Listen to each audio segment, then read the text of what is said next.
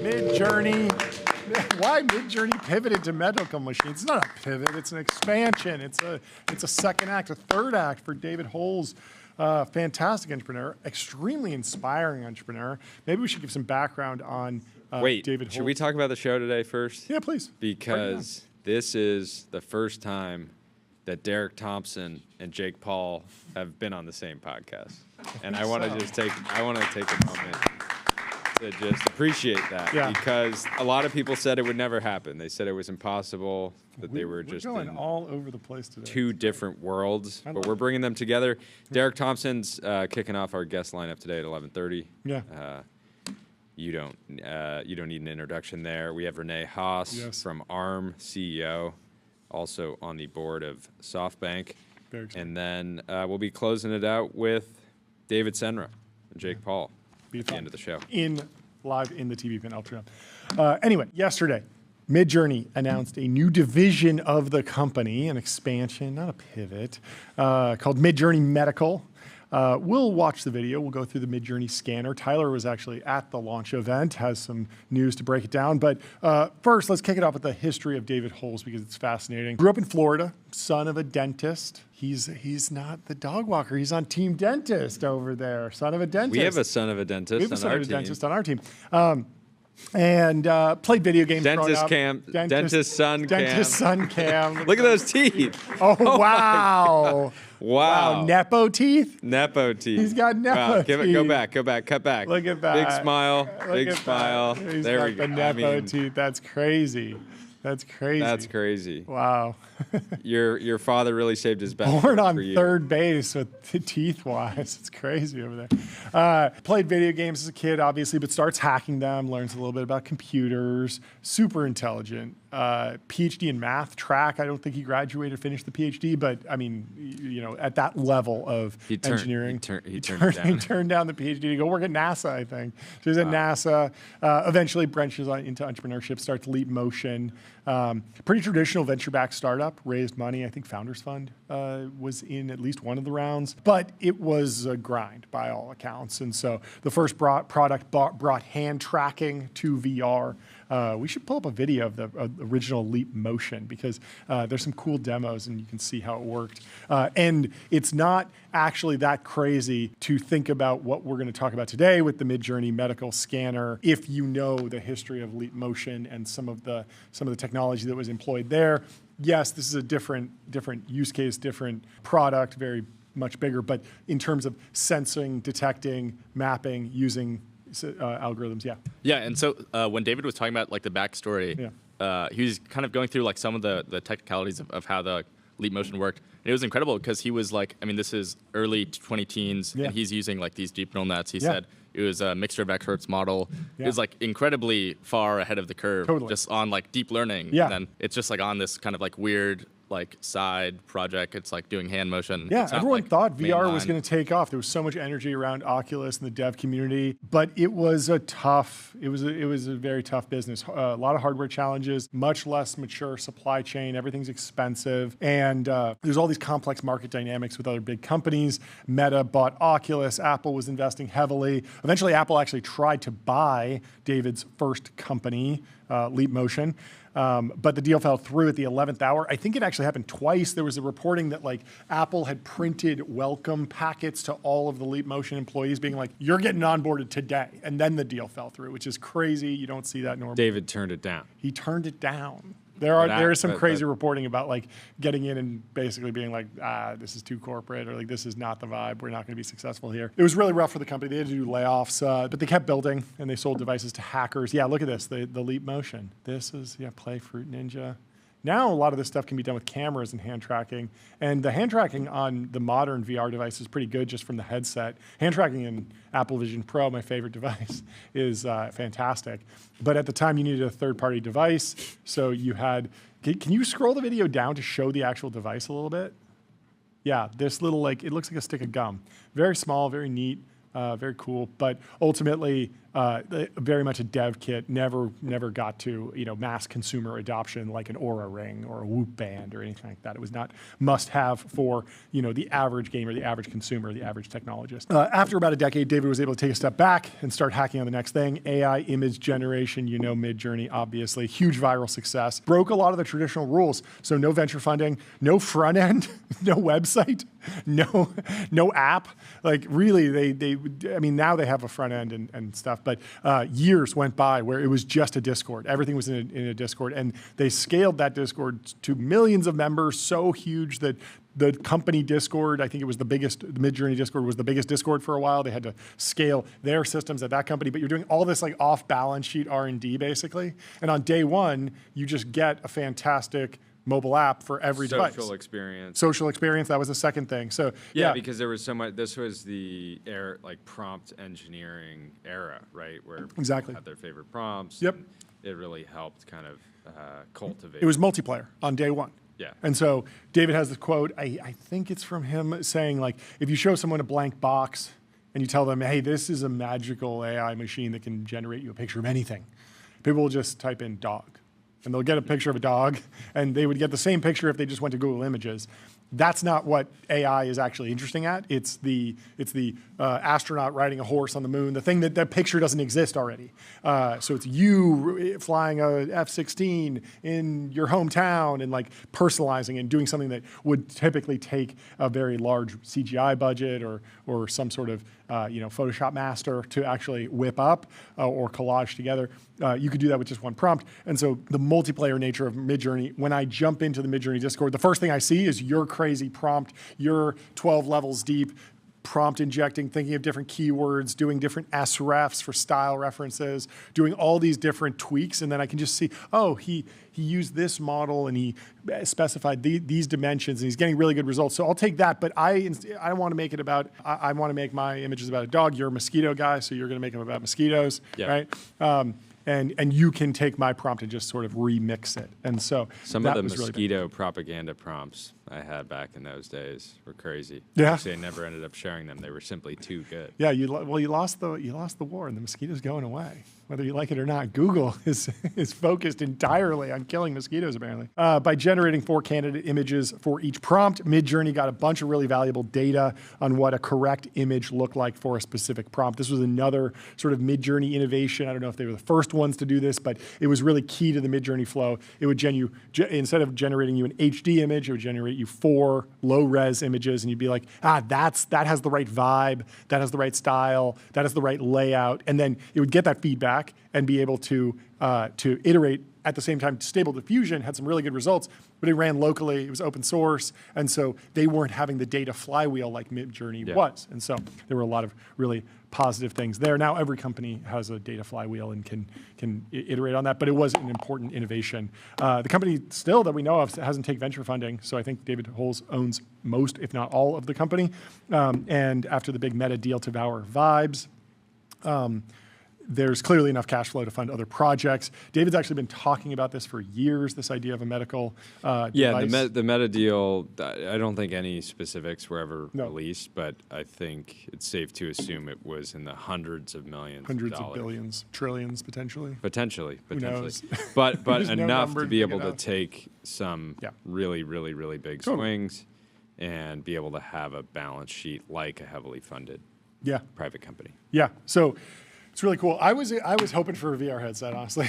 I really wanted a VR headset. I mean, this is just one of the hardware projects, right? He says I think there were 8 little images, teaser things. So there's a bunch more hardware. Because after the Apple Vision Pro launch, I think he put out some sort of review being like, we're gonna have to do it ourselves, which I love. Anyway, let's play the Midjourney launch video for Midjourney Medical and see what's going on here in this 2-minute video. The goat is still on screen. The goat is in our stream, not in the Midjourney. Did the aesthetics of this video carry through to the actual event experience? I only saw a few photos, but did the event have a nice vibe to it? Yeah, it was very cool. They had similar warm lighting everywhere. Yeah. They had a kind of fake versions of the real machine. It's like way too big, obviously, to move around. Yeah. But they had these kind of big tubes that like resembled it. Then they had a smaller version you could put your hand in. Yeah. I did it. Scanned my hand. Interesting.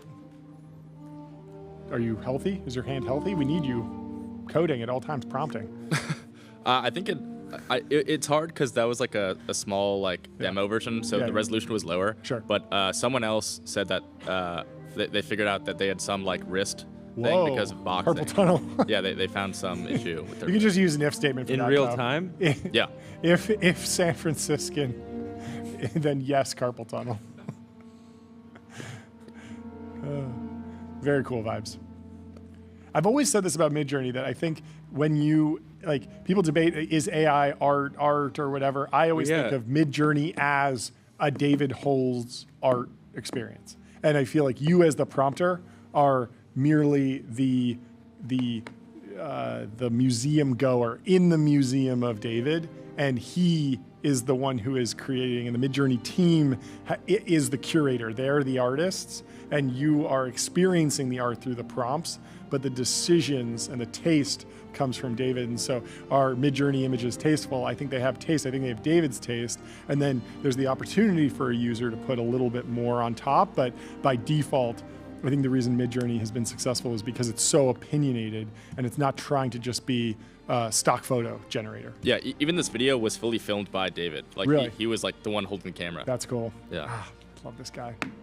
It's amazing. It makes me a little bit emotional. It's so cool. Yeah. It makes me feel like we're finally living in the future. Emotions detected. No one making this kind of device has ever been as cool as David Holt. It's true. Straight up. Let's I'm willing to state that as a fact. It's just true. Like this is not the first medical device product that. But the we've medical talked device about on the industry show, but does it not is- have aura. Yeah, They have no motion. he's bringing motion and an aura To the medical device field. category. Yes. He's Finally. inventing medical devices. I think a lot of people are going to want to get these scans. Yeah. Because it is a beautiful representation, futuristic Yeah. representation of the human form. Yeah. It's personalized. Also, just never black pill on startups. Like, he could be so successful and he doesn't have any venture money and he's never going to sell this business. And so you have like 12 biomedical device companies that are like, we cannot get steamrolled by David Holz. We got to work with this company. We got to buy from that YC company. Like, the competitive dynamics of the market are always more complicated than just a single winner comes and steamrolls all the startups and all the incumbents. That's not how things ever play out. Life is more complicated. The economy is more complicated. So never black pill. Let's play the deep technical dive, the technical deep dive. Did he make this music too, I wonder? Yeah, and he also made this in I think Blender. He said. Whoa. Like all the animations are all made by him. By hand, though? He's the one. No AI? I guess he's using Blender. For this, it's a great use case for Blender because you're cloning, I don't know if it was actually Blender. It was some CGI stack. Incredible music selection. Yeah. Oh yeah, there's words we should be reading. There's no voiceover, but we can kind of give you the summary here. The overviews. We'll start with something called transducer. We're going through transducers act as speakers and microphones. Imagine a choir of 9,000 singers and an audience of 9,000 people all listening carefully. The transducers are controllable at a rate of 100 million times per second. Together, they fire in a pattern that sends out structured waves. Those are the structured waves you're seeing. The waves travel out at a speed of 1,481 meters per second. We construct a ring of 40 of these systems, 70 centimeters in diameter. The ring consists of 358,000 ultrasonic sensors. The chips take turns sending out waves. As the waves have a chance to dissipate, we fire the next one. One by one, they fire at a rate of up to 1,000 times per second. You're vibing out. The waves travel across the tank in 480 microseconds, about 1/2000th of a second. Hundreds of thousands of transducers listen. Each sensor resolves motions smaller than the width of an atom, not micrometers or nanometers, but picometers. Working together, hundreds of sensors can even push into the subatomic femtometer range. finer than the scale of atoms, a scale where we don't even have anything you've heard of. The system captures data at a leisurely 17 gigabytes a second. Gigabytes of sonic reverberations flow around your body. And from vibrations, they form images with this device. Each probe sees different angles of your body. We combined hundreds of waves and thousands of sub-images to get the final product. Over 40 gigabytes of data moves through the system to just see one slice of your body. We analyze the images, making out organs, structures, and tissues. Of course, all good uses of AI. There you go. Not going to read all that. Here we show a slice of what we can see with 25 different biological structures. Look at this. We do this again and again and again as you move through the ring. So are you moving through the ring, or is the ring moving around you? No, you're moving down. The ring stays. Oh, that's why you saw in the video. Yeah, there's a little platform you stand on. Interesting. Over a period of 60 seconds, the goal is to obtain several hundred slices of your body, reconstructing across 21 servers with 2 petaflops of compute power and up to 806 terabytes of raw data. The slices form a 3D map with the ability to resolve internal tissue details as small as 0.5 millimeter. Wow. Limina Leap says, still can't believe they missed the Midjourney opportunity here. Less than a dozen of these systems operating at full speed can do a full body scan of their goal is a fleet of 50,000 of these scanners capable of 1 billion scans a month. It's basically everyone on Earth. Tyler, what's the logic of integrating these into spas? They want to make standalone spas, or they want to make a first one in San Francisco that's like a flagship, and then I can't imagine all 50,000 scanners would come with a full spa, but yeah, I think he said the plan was you start with the big one. I think there's going to be like 10 or so in the first SF location. And then in some places there'll be like hundreds of these. Some places there's like 1 or 2. But I think that the spa is like mostly because, at least he rationalized it because like, going to the clinic or whatever, it's like not a good experience. Yeah. This should be like very quick. Yeah. And it should feel much more like going to sauna or steam room or whatever than going to the doctor. Because you can imagine like you don't really need a doctor present during it, right? Yeah. It's like autonomous. they should create a bunch of needles in the ring that come in and just kind of connect with you, deliver whatever peptides, hormones, PEDs that it deems necessary. Potentially. Well, I mean, he also talked about this, like, this like system is like pretty overpowered, he said. So you could like theoretically, instead of just like basically reading like what's going on in your body, you can like write stuff too, right? So you can like do non-invasive surgeries, whatever, by like beaming light. We've talked to some folks who have done that, where it's like it pulverizes the cancer, the tumor with ultrasonic waves. Yeah, like think about like EUV lithography or something. If you like, position the light in very certain ways, you can like actually make a change too, not just like. You're saying potentially we could pivot this into more chip fabrication capacity. That would be the goal. Ultimately. Yeah. Sorry. We can make way more money just making more chips. Yeah, one of my We're going to go to the data center. friends over on X Anabology, great account, says the obvious next step once you have a full body ultrasound scanner is to use the ultrasound to do useful things to the body, delete tissues, make cells divide, reprogram cells, read plus write. If you're an engineer interested in solving the right side of sci-fi medical devices, we're building this and hiring. Well, let's go through some more of the reactions. Midjourney launching an ultrasound scanner is such a clear example of freedom enjoyed by bootstrap companies that VC-backed companies would never have. Only time will tell if it's the right bet, but such bold bets require ownership and a kind of devil-may-care attitude. That's somewhat true, but the counter to all that is like the Elon Musk projects and a variety of founders. Specs. And specs, but also, like Sam Altman has done this too, where it's like, okay, there's a new idea, get a new team, fund it, and it's on the side. Like there are a variety of entrepreneurs that are playing the VC game, marshaling capital, and then have the permission to work on crazy stuff, like a mass driver on the moon, et cetera. But in general, I agree with this point that a lot of founders get locked in a VC loop of you got to raise money every 18 months, you got to hit the core KPI, you don't have the time or cash flow because you're win, win, win, fight, fight, fight. And it's very, very interesting and such a narrative violation that Midjourney has become such a machine financially. People would say it's a commodity market. People would say it's a highly competitive market. You're going up against Google. You're with Nano Banana. You're going up against OpenAI. And yet Midjourney has carved out a fantastic community, a fantastic user base, a fantastic business model. And it's a testament to something. It's just awesome. I don't know what else to say. What did Noam Shazeer see? What did he see? Because Noam Shazeer, the legendary AI researcher, formerly of DeepMind, has joined OpenAI. Very exciting news for Noam and OpenAI. He says, I'm excited to share that I'll be joining OpenAI and look forward to working with the exceptional team there. It was a difficult decision to move on. I'm incredibly proud of the amazing team at Google and everything we've built together.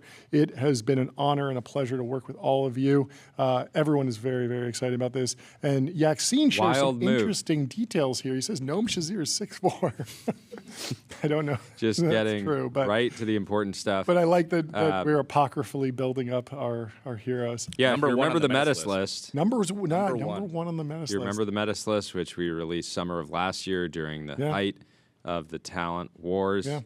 Co-author of the Transformer T5 Switch Transformer papers, one of the pioneers of sparse MOE models. He's leaving his VP of Engineering Gemini co-lead role at Google DeepMind to join OpenAI. Lisan Al-Gaib says, this is likely the most significant AI talent move of the year. It makes you wonder what's going on at Google. Only matched by the next day, Dean Ball joins OpenAI. Tyler, you've been a Ball knower for a long time. We've had him on the show multiple times. We love Dean, and he's been in the complete opposite camp. He's not an AI researcher. He's policy, a lot of experience there, and had a really even keel, I think, on a lot of the analyses of should something be. I think the main thing is he really cares about getting this right as a country. Totally. Right? And he's been critical of almost every company in the space, but only, again, because he cares. What does Jim Cramer think about these moves? Yeah. He posted at 3 a.m. this morning, Noam Shazeer, top AI thinker, goes to AI from Google. Big win for AI. And drop the O. Drop the open. Just AI. It's cleaner. It's cleaner. There's closed source models anyway. Just call it the AI company, I guess.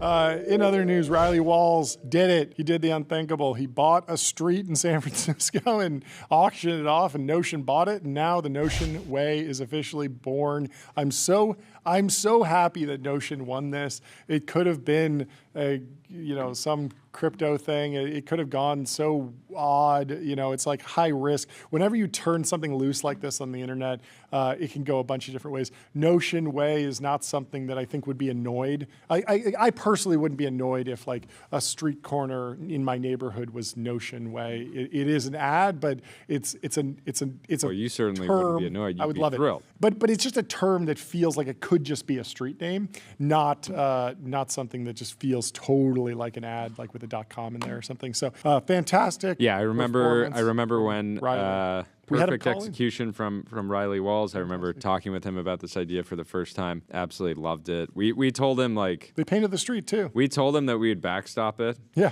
Basically, like if no one bid on it, then we would. Yeah, we were like we're good for like $1,000 or something like that. No, I think it was like I think maybe $10K or whatever the cost was. I remember it was like 20 something. But we were like, we'll backstop it. We'll be like the buyer of last resort if you need that. And the winning bid was $140K. Very, very interesting. They get the blessing of the mayor. Yeah. Daniel Lurie. That's very exciting. Very exciting. Aiden Gomez accidentally became important at work. I love Aiden Gomez. Can we get him on the show? Ruining his life. We haven't had enough Death Grips fans on the show. Scroll down we so gotta you have can Aiden see Gomez what he's on. quoting. Really funny thing to post from G7. Also on the Transformer paper, by the way, Aiden Gomez. They call him Aiden Goatmez for a reason. He's coded. No, I love him. He's fantastic. And he did a podcast episode with 20VC wearing a Death Grips t-shirt, and that was incredible. Anyway, a bunch of other funny things happening at the G7. Apparently, Donald Trump had to ask Sam Altman how to adjust his chair up and down, how to use the chair. And that's got to hurt because you're Sam Altman, you've spent billions, tens of billions of dollars years of your life, a decade of your life, building a machine that can answer this exact question. Almost any question. You take a picture of the chair, it tells you how exactly to operate it. So He's to do built that a right in perfect his answer. face. Right in his face. Just completely reject the premise. Yeah, yeah. And you know on the tip of the tongue, he's like, actually, like this is a great opportunity to use ChatGPT. You can use images, upload a photo of that chair. It can go and agentically pull the actual diagrams, the manual from that chair. It's it can chair go to that super website. intelligence. It's chair super intelligence. Mr. President? And Mr. President is just not interested. He's just like, I'm going with a human on this one. And that's why diffusion takes so long. That's why we're in the slow takeoff. Anyway. I don't think anyone who does good things in this world or big things in this world doesn't have haters. I mean, it's the day one story, and I honestly, since day one, when I first went viral, the video I was talking about, like, instantly people in my school started hating. So like I don't even remember life without haters. No, your mom, took that video when you were born. I'm sure some of the nurses were like, yeah, this kid. They're like, yo, fuck this guy. Yeah. No, you have to have it, and good news travels fast, bad news travels faster, and the haters actually will talk about you more and say bad things. But at the end of the day, people don't really remember what was said. Mm-hmm. They just remember your name and your face. Mm-hmm. And so you could do with that what you want. And, it's really, they're adding to the algorithm at the end of the day. So it's really just math. Mm-hmm. And if you just have fans that are saying things, let's say that's 10,000 people, but add 10,000 haters in there, and now 20,000 people are talking about you, and it just adds to clicks, views, talk, trending. Mm-hmm. So that's the way I've always looked at it, and the biggest and best people in the world all are also the most hated. Ferrari Luce has a lot of haters. Will you be getting one? Say it again? The Ferrari Luce, the new electric vehicle from Ferrari. Are you in the market? No, you got to be careful, because if you want any of those Halo cars, this is going to be permanent. This is permanent. You might want to say, I know you might want an F80 at some point. You got to be really careful. I just want you to be really careful with what you say right This is a political answer. No comment. Okay. No. That shit's ass. No comment. No comment. Oh, well. It was a lot of fun. Well, thank you so much for coming on down. Yeah, congrats on the new fun. Congrats on Have fun down in El Segundo. Hopefully give our best to everyone. This will be great. The South Bay, I'm sure you guys are going to be spending a lot of time there post SpaceX IPO. It's just going to be more and more action. Yeah. Flashbang out. Leave us 5 stars on Apple Podcasts and Spotify. Sign up for a newsletter at TBPN.com. And thank you for tuning in today. Goodbye.